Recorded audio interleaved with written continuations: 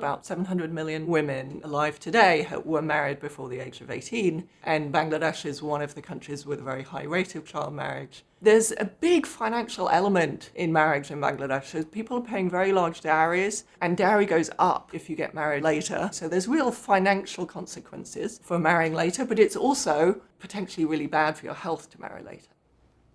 We were working with Save the Children, who had designed an empowerment program that was trying to work with young adolescent girls to help them understand the health consequences of getting married early, help them improve their negotiating skills, encouraging them to talk to their parents about child marriage. And then another approach, which was kind of completely different, was providing a financial incentive, about $16 a year, to families with unmarried adolescent girls.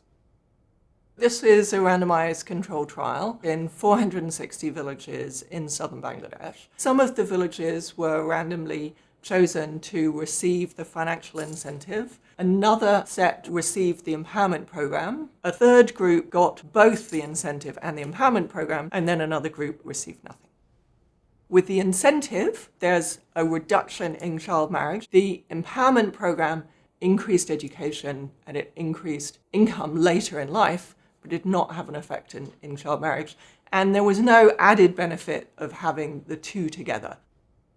How could a small incentive have such a big effect? It's partly about signaling. If you marry later, you stay in school, you marry later, you might be signaling that you're a different kind of girl who, may want to work more, have fewer kids, and therefore you would have to pay more in dowry because people don't necessarily want independent-minded girls.